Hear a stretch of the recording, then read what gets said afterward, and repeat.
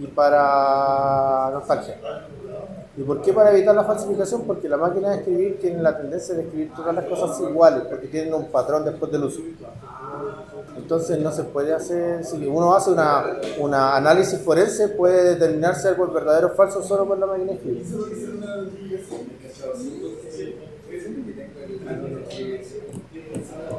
No, sí, vaya. Entonces ya no voy a hacer millonetas o sí. ¿Ah? ¿Voy a hacer millonetas o no? Mira, siempre habrá gente que necesite que desarrollen la página. La diferencia es que si haces tú la empresa, no vas a tener que pagarle a 5 o 6 informáticos, sino que vas a hacer tú y quizás a alguien más. ¿Voy a hacer millonetas? O sea, para mí, me va a reducir caleta de costo. Literalmente. Pero si lo veo desde un punto de vista del informático y todo el cuento, va a ser un cambio tan grande, tan heavy, que muchas pegas literalmente van a... O sea, imagínense, las secretarias ya no van a ser secretarias, van a ser recepcionistas. Porque lo único que van a necesitar es que Google enlace el Hey Google o el OK Google con una inteligencia artificial y decirle, mira, redáctate esta cosa y lo va a redactar y te lo va a mandar al correo. De hecho, ya le está hablando. Sí, ya me está hablando. Sí, pues Microsoft ya compró la tecnología para hacerlo. Sí, ya lo tiene pensado. Sí. No, si está acuático. Esta revolución industrial va a ser heavy. Muy heavy. Entonces, por eso, si los informáticos son... Mira, yo hay algo que siempre he detestado de los fanáticos de la informática, entendiéndome como tal, y es que no son capaces de distinguir el límite de algo hasta el punto que sea autodestructivo, como lo que está pasando con la inteligencia artificial. ¿Por qué desarrollar una inteligencia artificial? ¿Cuál es el punto? Ahora, increíblemente, si eso llega a suceder, las ideas comunistas van a aumentar en la población. Ahora, no digo que esté mal, sino porque efectivamente en este momento podría llegar a ser viable. ¿Por qué razón? Porque va a haber tanta gente cesante que va a ser reemplazada por los computadores y que eso va a ser trabajo igual, y es un trabajo que tiene que ser remunerado de alguna manera, que como lo estaban pensando en Europa, van a tener que hacer una pensión para la cesantía. ¿Cachai? O sea que les van a pagar por no hacer nada. Sí, pero eso provoca clientelismo. ¿Qué significa eso? Que va a ser digámoslo, que vas a ser un ente que te vas a mover con el Estado. O sea, básicamente el Estado va a ser el compadre que te va a dictar todo. Y el problema que tiene eso es que los estados están gobernados por lo general por hueones. O sea, que no tiene otro nombre, yo lo lamento mucho decirlo así, pero no tiene otro nombre. O sea, es cosa que veamos en nuestro vecindario, es cosa que veamos aquí, está Boric, al lado está Fernández, en Perú está La Escoba, en Bolivia, o sea, imagínate, los bolivianos, ¿qué fue lo que le dijeron al Boric? Le dijeron, nosotros vamos a parar la migración de venezolanos, pero para eso tienen que darnos mar. ¿Qué tiene que ver una cosa con la otra? Pero se lo dijeron. O sea, que un país constitucionalmente hablando tenga en su constitución el hecho de que tiene que hinchar a otro país por salir al mar, es como... Venezuela, Colombia, Brasil. Vemos nuestro vecindario, estamos rodeados de ineptos. Ojo, y eso depende, da lo mismo el color político. ¿Por qué? Porque la gente se preocupa de que quien sea elegido por cómo los engañan y no por las ideas que tienen. La gente prefiere que le endulcen la oreja antes de que le digan su dura realidad. Lamentablemente es así.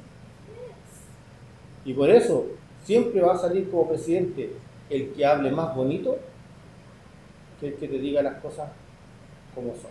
Que diga lo que quieren escuchar. Por ejemplo, ¿alguien se acuerda de las ideas de Sichel? Era como un Piñera, ¿no? No, Pero lo que le decía era lograble, ¿o no? Sí, Endulzaba las cosas. Pero era lograr lo que decía. era más lograble. ¿Ah? Ya cachamos por qué fue. No era, Yo no voté por Sichel, yo voté por París. era uno de los candidatos más Igual moderados. de de bueno. hecho. Y después me agarraron para hueón. No, yo lo asumo con hidalguía. Yo lo asumo con hidalguía. Yo digo, voté por París y ¡ay, candidato virtual! Me decían. ¿Votaste por el candidato virtual? Sí, les dije, yo voté por el candidato virtual porque el único de que de verdad le cuadran los números. Yo estuve a punto de votar por él por los números, claro, pero no le pegaban ni la pensión de alimentos a su cargo chico. Ah, pero viste, logró socavar. Pero es que igual. Pero tú sabés quién era la señora de París y la que estaba viendo pensión, ¿o no? No, pero. La subgerente Falabella. Pero da lo mismo. No, si estamos de acuerdo que da lo mismo. Pero Parisi no pagaba la pensión de alimentos, porque la pensión de alimentos, ¿qué es lo que busca? Que se mantenga el estándar de vida de los niños, ¿sí o no? Y en proporción al sueldo de de los dos. Y si Parisi le pagaba al colegio le costaba 700 lucas por cabros chicos, ¿qué más va a pagar con el sueldo de profe que tiene Estados Unidos si la señora gana 3 o 4 veces más? ¿Viste que logró socavar el discurso de la prensa?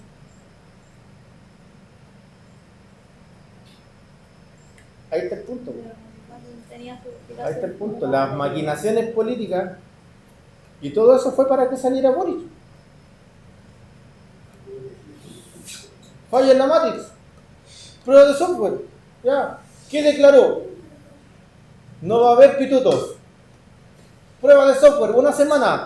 El 80% de los compadres que contrató estaban a pitutar. La Bárbara Figueroa allá en Argentina. Claro, o sea, los argentinos se reían en su cara cuando llegó. Los argentinos no le querían aceptar las credenciales diplomáticas, no se las querían aceptar.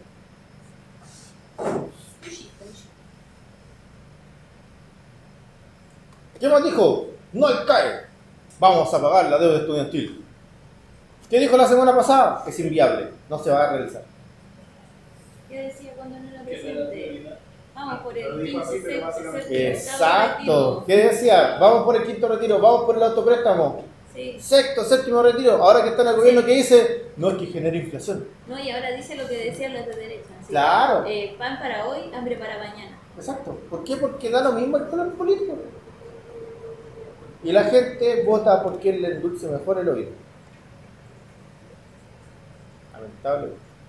Entonces nosotros tenemos que utilizar, probar y tenemos que ser críticos con todo.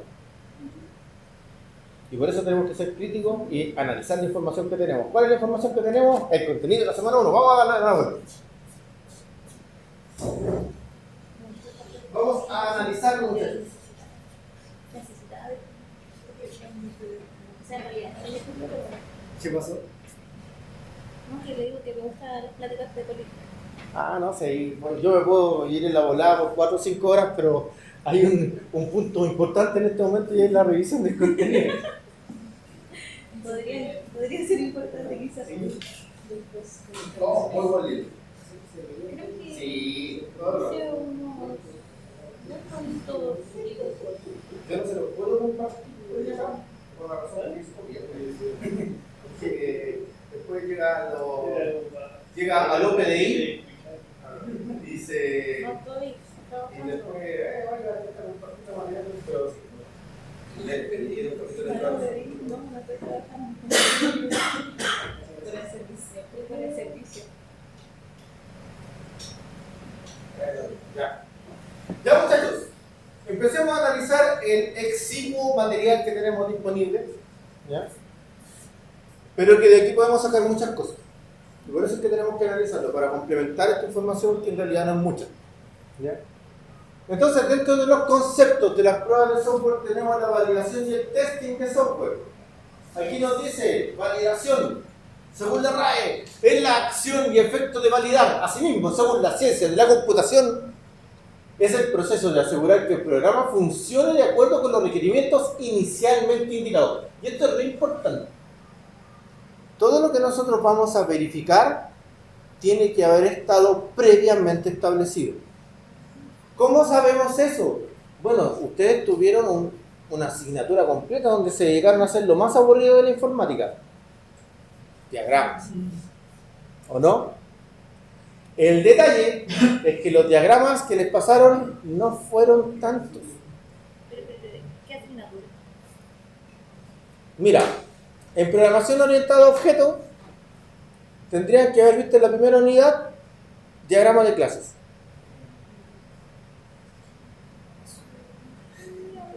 No. Los que estuvieron conmigo cagaron porque sí los vieron. Había unos que estaban chatos tanto de dibujar diagramas. No, yo estaba con la otra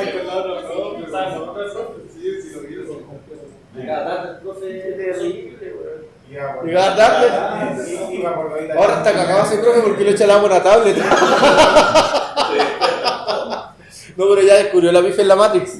Bueno, la hora de la tablet. Voy a llegar tarde igual, pero en el sistema va a parecer que llega a la hora. Le va a cambiar la hora a la tablet.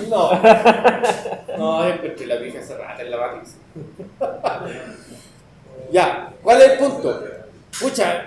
¡Ah! ¡Ah! ¿Qué querés que te diga, cojones? ¡Ah! Tienen que haber visto diagramas de clase. Ya. Diagramas de flujo tienen que haberlo visto en fundamentos en introducción a la programación. Acá en la Bárbara me dice, no me acuerdo de eso. No, estoy... PSI, dibujitos. Sí, estoy usando mi repositorio. Sí. Ah, ya, perfecto, muy bien. Eso sí. Tienen que haber visto casos de uso e historias de usuario. Y lo vimos. Lo que desarrollo es... Me acuerdo que muchos me decían, pero que hemos tenido solo 2 semanas de clase. Fueron como 2 clases, o sea, No aprendí nada. Ya. Y hay muchos diagramas que son necesarios, pero que lamentablemente ustedes no los vieron. ¿Qué pueden hacer al respecto? Diagramasoml.org. Esa es la parte. Diagramasoml.org.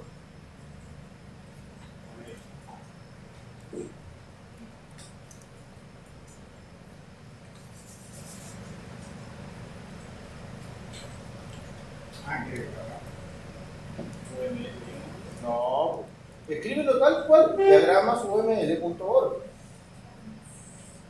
Diagramasuml, todos juntos.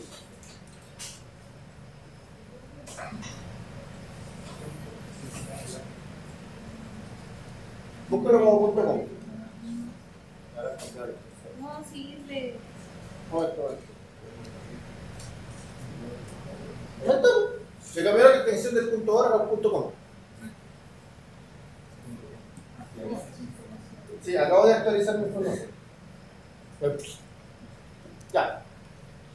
¿Qué hace esa página? Esa página es y está ceñida al estándar de UML, que es el estándar de toda la diagramación y modelamiento que existe de momento, ya, para los elementos informáticos.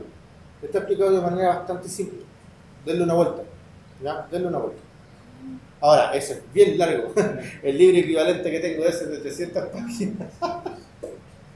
Ya, pero tienen todos los diagramas. Tienen que darle una vuelta. ¿Ya? ¿Por qué?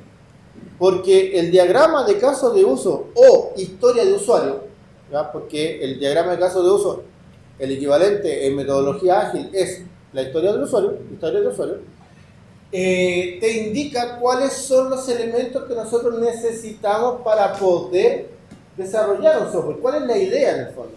¿Qué es lo que va a hacer? Y cuando nosotros vamos a realizar o ver los requerimientos, tenemos que ir a esa fuente inicial para saber qué es lo que se esperaba de ese software. Por lo tanto, entender cómo eso funciona es sumamente importante.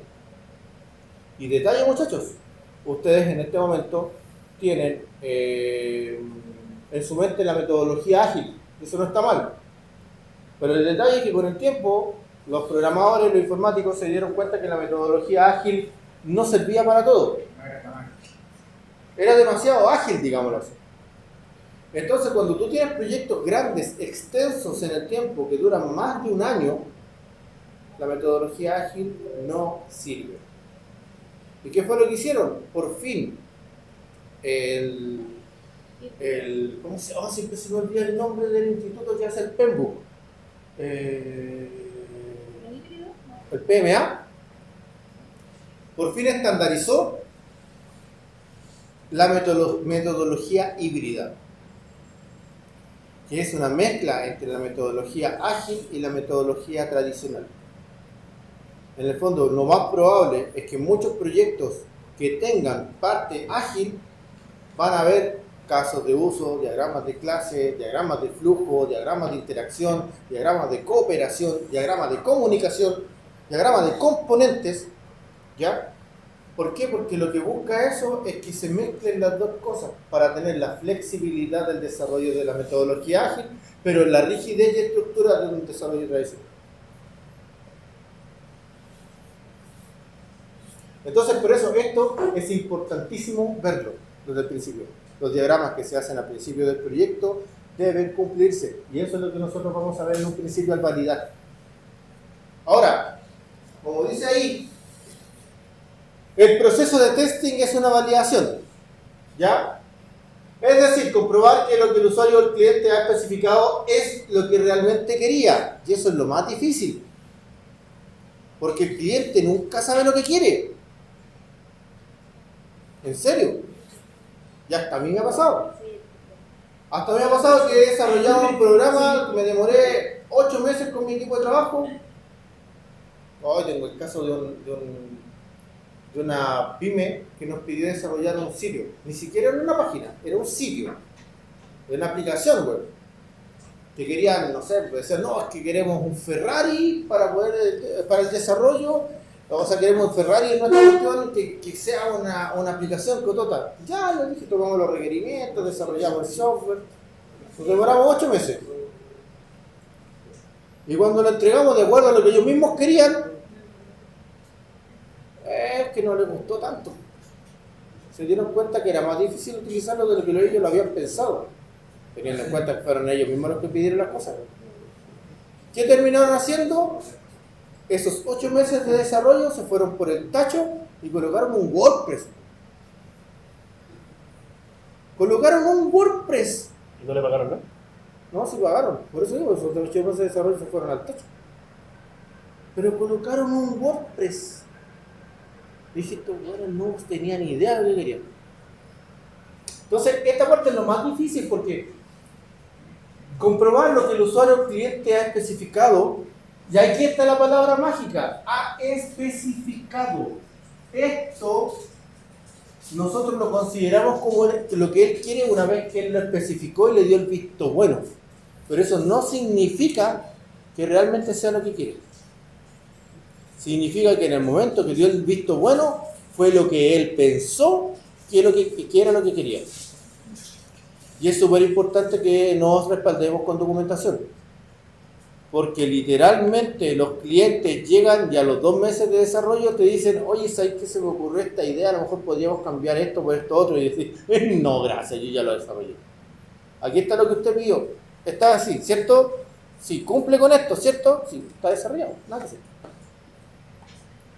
Respaldarse con documentos. ¿Ya? Entonces, la pega más peluda, digamos, y la más larga en tiempo, en el fondo, es la conversación con el cliente para que el cliente te diga qué es lo que él quiere. ¿Qué es lo que busca? Dígame. En ingeniería de software se habla más de lo que el cliente quiere y se transforma la oración en lo que el cliente necesita. Correcto. Pero muchas veces lo que necesita el cliente no termina siendo satisfactorio. Claro, es que por eso viene todo el proceso de toma de requerimientos previos. Independiente de la toma de requerimientos previos.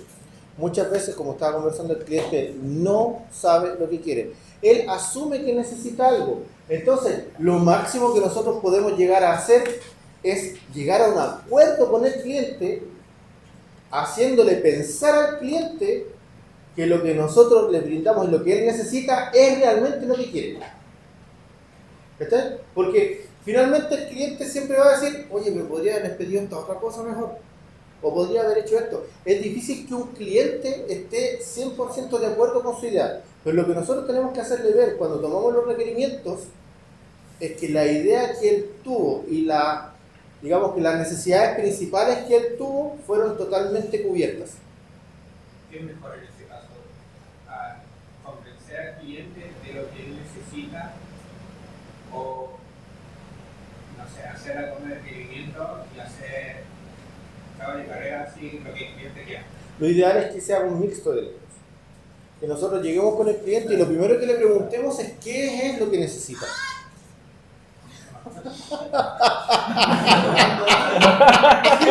Oye, no, hace años que no escuchaba a alguien que cayera en esa broma. No, se alcanzaste a Fernando, pero todos ya sabemos que broma es. Todos en algún momento tuvimos que ver ese video obligatoriamente. Ya, es un mixto. Primero preguntar qué es lo que necesita. Y a partir de lo que necesita, guiar al cliente para que nos diga qué es lo que quiere. Con el objetivo de que, ojalá cuando se tomen los requerimientos, no sean rechazados por él y efectivamente el cliente diga, ah, sí, esto es lo que estaba buscando.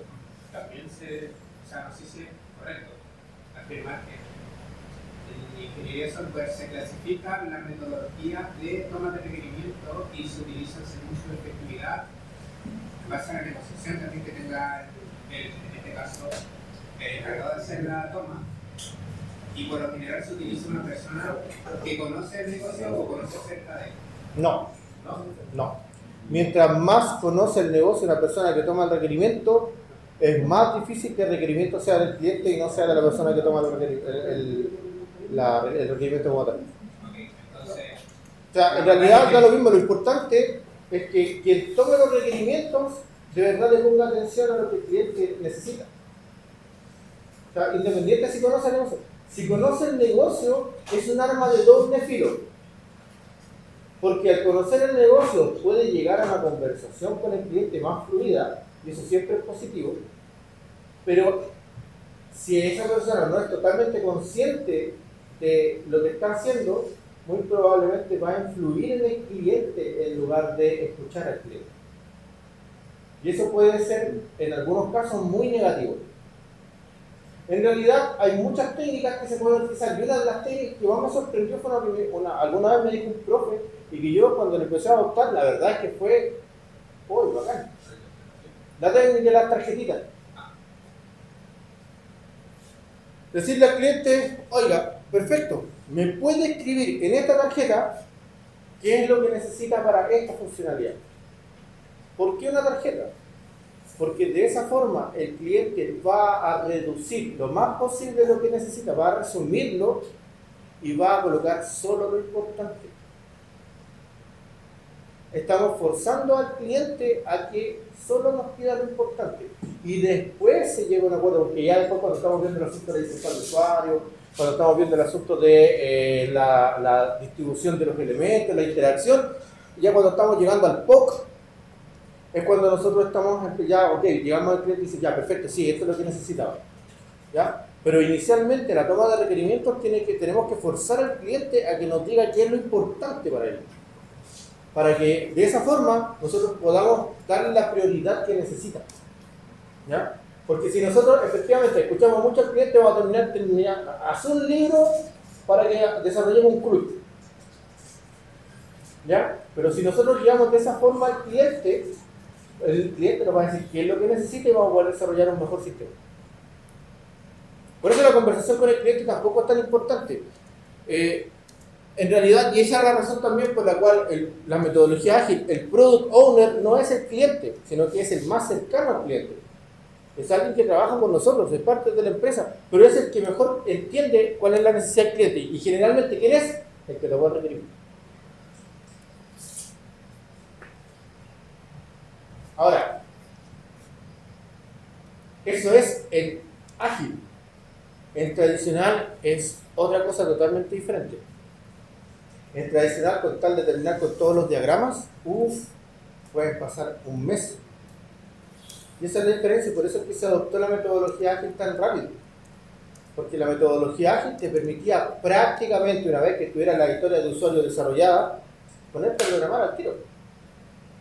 En cambio, en la metodología tradicional, tú después de tomar los requerimientos tenías que establecer unos casos de uso. Después de hacer el caso de uso tenías que empezar a hacer los diagramas de flujo, después los diagramas de interacción, después los diagramas de clase.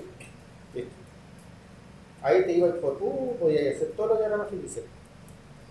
Entonces, por eso es que actualmente para los proyectos largos, para que no se pierda el proyecto, se sugiere cada vez con más potencia que sea una modalidad híbrida, que tenga la estructura en diagramas de la metodología tradicional, pero que el desarrollo como tal se desarrolle ágilmente. ¿Se entiende la idea, no? Perfecto. Ya, ahora, siguiendo con esto, básicamente cuando nosotros validamos lo que buscamos, entre comillas, es certificar que los requerimientos fueron satisfechos. Ahora, este libro lo mencioné en la clase pasada, Ingeniería de Software de Ian Somerville y Ingeniería de Software de Roger Pressman, las dos Biblias de la informática. ¿Ya? Denle una vueltita. ¿Ya? Aquí dice que la validación y la verificación no son lo mismo. ¿Por qué? Porque nosotros cuando estamos verificando lo que estamos haciendo es que el programa como tal cumpla algo. Por ejemplo, no sé, ya nosotros tenemos un programa que hace el ingreso de un usuario. Ok, ¿está el desarrollo del ingreso de usuario? Sí, perfecto, listo, verificado. Mientras que la validación intenta demostrar que el programa hace efectivamente lo que tiene que hacer. No solo que ingresa el usuario, sino que los datos del usuario y los elementos del usuario son los que se necesitan y es como se pidió que se hiciera. Ahí está la diferencia. Dígame. También habla de, no sé si eso estaba ahí o no me acuerdo del proyecto, pero también habla de lo que no debería hacer, es decir, cosas que están de más. Por ejemplo, si yo hago una grabación en una base de datos, que no le pase toda la base de datos necesariamente, sino que haga algo. Claro. De hecho, mira, hay un ejemplo en una... De hecho, a mí me pasó hace 3 meses. Estamos desarrollando un software para Biotech. Sé que el cliente en realidad era yo. Pero se lo dejé a mi programador. Y este pequeño saltamontes, yo le dije, mira, para realizar estas acciones tenemos que hacer esto, y ojalá cargarlo en la base de datos. Perfecto, bien. Pero el detalle es que dentro de la verificación cargaba los elementos de la base de datos, las imágenes de la base de datos y todas las cosas de la base de datos, sí. Por lo tanto, hacía lo que se decía que se tenía que hacer, sí. El detalle es si lo hacía bien. Cuando entramos a validar si eso efectivamente era como correspondía, nos dimos cuenta que para cargar un slide informativo se demoraba 30 segundos. Que esa es una enormidad en informática. ¿Por qué? Porque hacía lo que tenía que hacer, pero no como se tenía que hacer. Porque, por ejemplo, ¿qué es lo que hacía esa consulta? Esa consulta extraía toda la información, extraía los textos, las imágenes y los PDF para poder mostrar todo junto. O sea, literalmente descargaba 12 megas por consulta. Entonces la pregunta era, ¿es necesario cargar el PDF en ese momento? No. El PDF deberíamos descargarlo única y exclusivamente cuando alguien hace clic para descargar PDF. ¿Puede estar en la base de datos? Sí, perfectamente. Pero tiene que ser un elemento que no se cargue todo junto. Entonces ahí es donde podemos ver que la verificación estaba bien, pero la validación de que hiciera lo que tenía que hacer como debería ser es lo que estaba fallando. ¿Se entiende la idea? Perfecto. Ya, entonces, primero, hablando de los requerimientos, ya algo acabamos de posar sobre eso y en realidad sobre los requerimientos que tiene como objetivo que nosotros podamos entender al cliente, básicamente es eso, se divide en 2 elementos, los funcionales y los no funcionales. ¿Cuál es la diferencia entre ellos? Fíjense que aquí las tarjetitas, cuando nosotros hacemos un clic, dice funcional. Son enunciados acerca de los servicios que el sistema debe proveer, cómo debería reaccionar el sistema de entradas particulares y de cómo debería comportarse el sistema en situaciones en específico. En algunos casos, los requerimientos funcionales también explican lo que no debe hacer el sistema. No funcionales son limitaciones sobre servicios o funciones que ofrece el sistema, incluyen restricciones tanto de temporización y proceso de desarrollo. Los requerimientos no funcionales se suelen aplicar al sistema como un todo más que las características de servicios individuales. Esto no se entiende bien. El requerimiento funcional es el requerimiento de qué es lo que hace el sistema.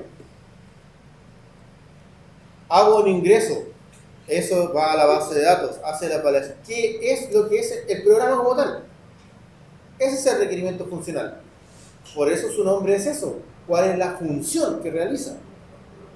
Mientras que el no funcional tiene que ver con dónde estoy desplegando la información. Por ejemplo, requerimiento funcional sería: necesito visualizar una tarjeta de información. ¿Ya? Requerimiento no funcional sería: voy a instalar el sistema en un Linux. Tiene que ver con la función. Si yo lo instalo en un Windows o lo instalo en un Linux,